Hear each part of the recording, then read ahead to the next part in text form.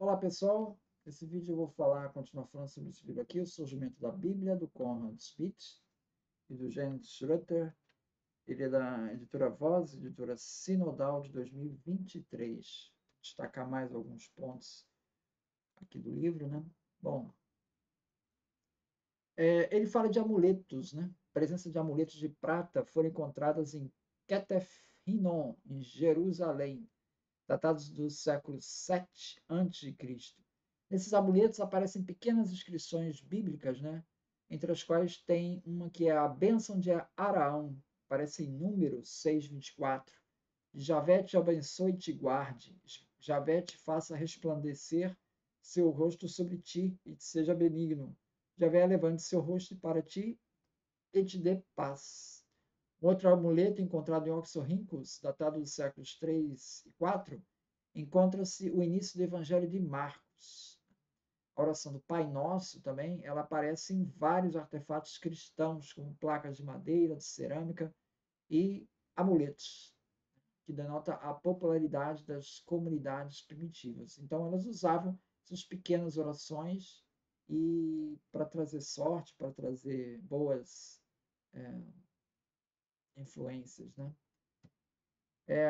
Um testemunho importante do uso da palavra canon, ele vai discutir essa palavra canon como livro de escrituras autorizadas, né? É a lista de livros autorizados que aparece na 39ª carta da festa de Páscoa do bispo Atanásio de Alexandria, isso em 367. Então, fala-se muito do cânon de Niceia. Na verdade, em Niceia não houve um cânon de livros autorizados ali. Essa, mais formalmente, vai aparecer nessa carta do Atanásio, né?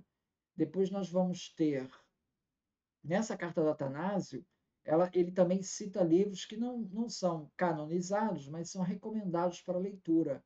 E aí entra Didaquê, o pastor de Hermas, o Sino de Laodiceia, por volta de 360, ele já define, então, uma resolução, né? Seria o Canon 60, em que aparece lá a lista dos livros canônicos do Antigo e do Novo Testamento. Então já está usando essa terminologia Antigo e Novo Testamento que nós já vimos lá, começou a ser usada aí no século II, né? Corn Smith observa que mesmo a atribuição de textos parciais a Moisés é impossível historicamente. Mesmo textos parciais da Torá, escritos por Moisés, também não é possível. Por quê?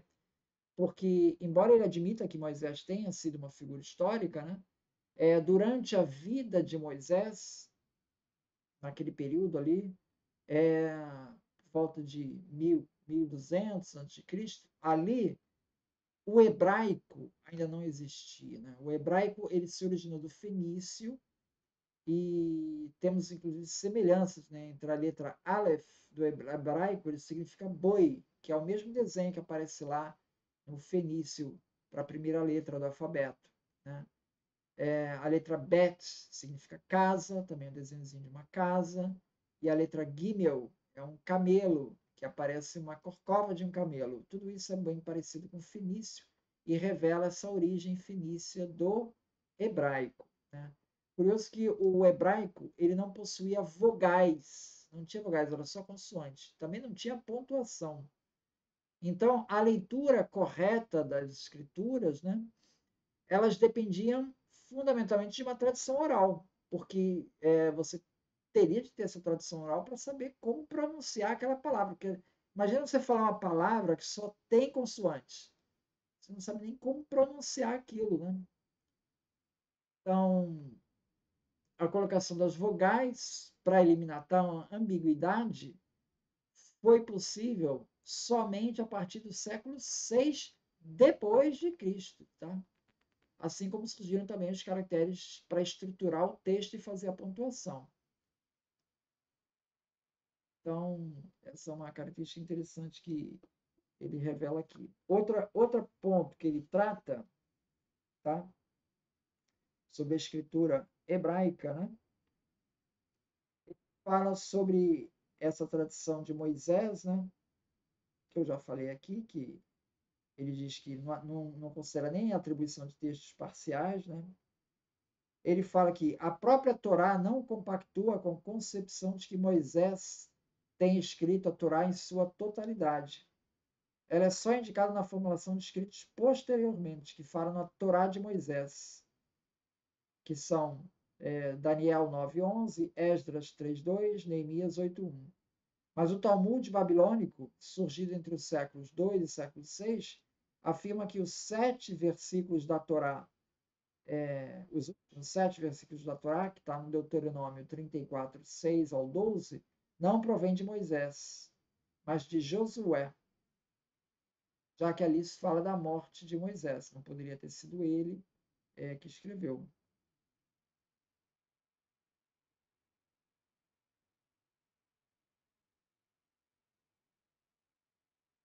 Além disso, a análise histórico-literária da Torá mostrou com certeza que seus textos não pertencem ao segundo, mas ao primeiro milênio, e aí está referindo ao Thomas Homer. Isso implica que a época pré-estatal de Israel e Judá necessita ser descartada como tempo da produção literária da Bíblia, mesmo que dentro do referido período tenha havido tradições orais de ditos de sabedoria, narrativas e cânticos, os quais, por sua vez, também poderiam ter entrado em uma ou outra forma na Bíblia. Com relação à historicidade de Davi, ele faz referência à escrita de Teldã, e diz assim: não há, contudo, razão para se duvidar da historicidade de Davi e Salomão. Isso já não seria indicado a partir de uma perspectiva interna do Antigo Testamento, uma vez que Davi e Salomão são testemunhados e pressupostos por diferentes corpos textuais traditivos, sobretudo no livro de Samuel e Reis.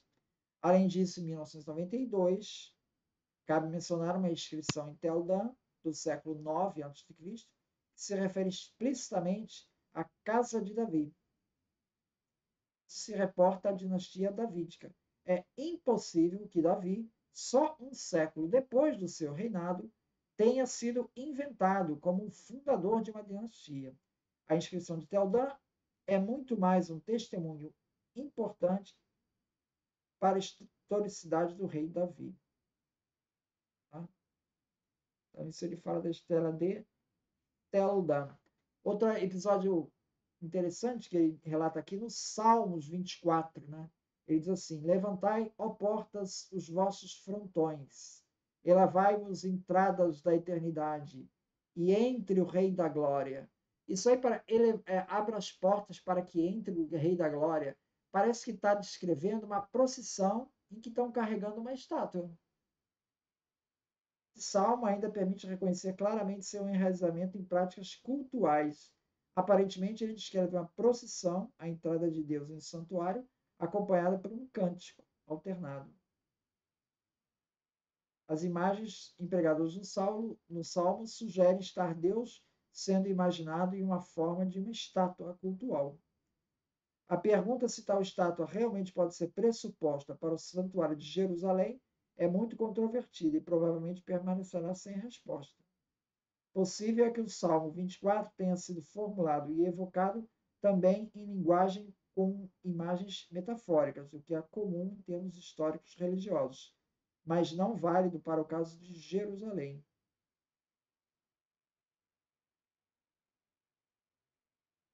Discutível é que, em todos os casos, que no antigo Israel e Judá tenha existido imagens de Deus no período do reinado. Por exemplo, a deusa Asherah encontra-se testemunhada em numerosas impressões de selos e estatuetas de pilar, com inscrições do século IX e VIII a.C. Ela é denominada a parceira de Javé.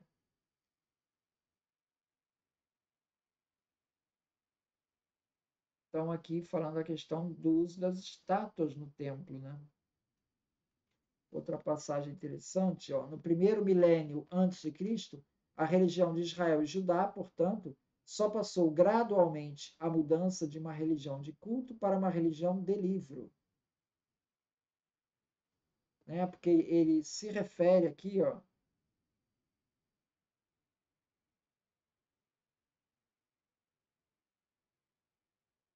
com a destruição do segundo templo, lá no ano 70, passou-se de uma religião de culto para uma religião de celebração da Escritura.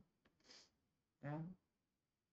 Então, no primeiro milênio antes de Cristo, a religião de Israel e Judá, portanto, só passou gradualmente a mudança de uma religião de culto para uma religião de livro.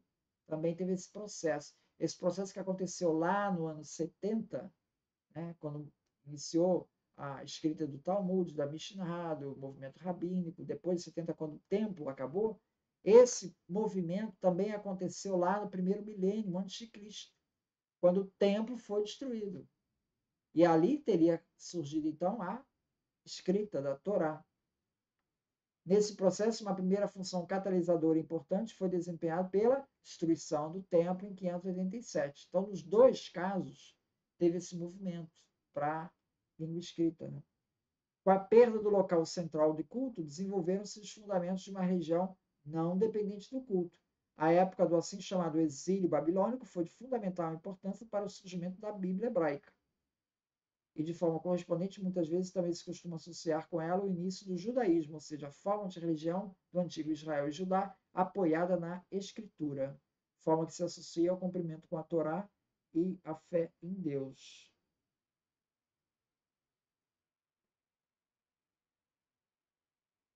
Aqui é interessante, ele mostra uma figura, né? Essa figura aqui, ó,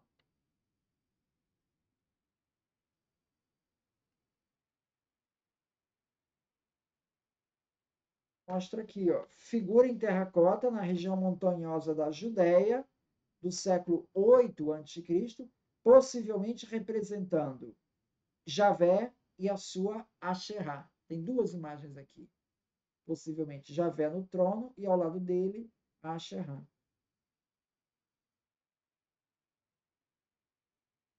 Tá? Essa questão aqui. E outra passagem aqui também interessante. A época bíblica, portanto, excetuando-se a interrupção entre 587 e 515, cunhada, está, portanto, cunhada pela existência de um culto no templo. Ela, entretanto, conhece diversos escritos e coletâneas de escritos que surgem gradativamente e adquirem importância, ou então caem no esquecimento, sendo eliminados. São só as partes mais recentes da Bíblia hebraica que testemunham a concepção de que textos possuem santidade, podendo se tornar eles próprios objetos de veneração. Em Neemias capítulo 8.5, é descrito a leitura da Torá por Esdras. Considerando a sua proximidade objetiva com o culto da sinagoga, esta apresentação dificilmente poderá ser datada antes do século 3 ou 2 a.C. Então, teria sido quando foi escrito esse texto, em que ele fala que Esdras abriu o livro diante dos olhos de todo o povo, pois ele estava acima de todo o povo, e quando ele os abriu, todo o povo se levantou. E Esdras disse a Javé, o grande Deus, e todo o povo respondeu com as mãos erguidas. Amém. E eles se curvaram e se prostraram diante de Javé. E explicaram a lei ao povo, e o povo ficou em seu lugar. E eles liam parte do livro da Torá de Deus, e eles repassavam o entendimento e se entendia o que era lido. Então, esse momento sugere que algumas partes ali, dada a reação das pessoas, tenham sido novas para as pessoas. Então, nesse momento, então, ele fala dessa possibilidade de textos que vão sendo aos poucos inseridos. E lembra também uma coisa, outra interessante, além disso, a própria Bíblia cita alguns escritos que não existem mais atualmente. Por exemplo, o livro das guerras de Javé aparece em Números 21:14, o livro do justo aparece em Josué 10:13, em 2 Samuel 1:18, o livro do Cântico aparece em 1 Reis 8:53, o livro da história de Salomão, 1 Reis 11:41, o livro da história dos reis de Israel, em 1 Reis 14:19, ou o livro das histórias do rei de Judá, em 1 Reis 14:29. Mesmo que alguns desses títulos possam ser fictícios, dificilmente eles foram inventados em sua totalidade. Não sabemos as razões pelas quais esses escritos não se encontram mais disponíveis. Possivelmente eles não se encontravam conformes com as convicções teológicas do judaísmo pós-exílio, razão pela qual teriam sido excluídos do processo. Assim sendo, a Bíblia hebraica com certeza contém uma parte importante, mas apenas fragmentária da literatura dos antigos Israel e Judá, que só se conservou parcialmente. A atual seleção de textos só pode ser explicada pela história da repercussão. A entrada na Bíblia tiveram aqueles escritos que conseguiram se impor como textos de uso no Templo de Jerusalém e em sua escola no Templo da qualidade de Sagrada Escritura.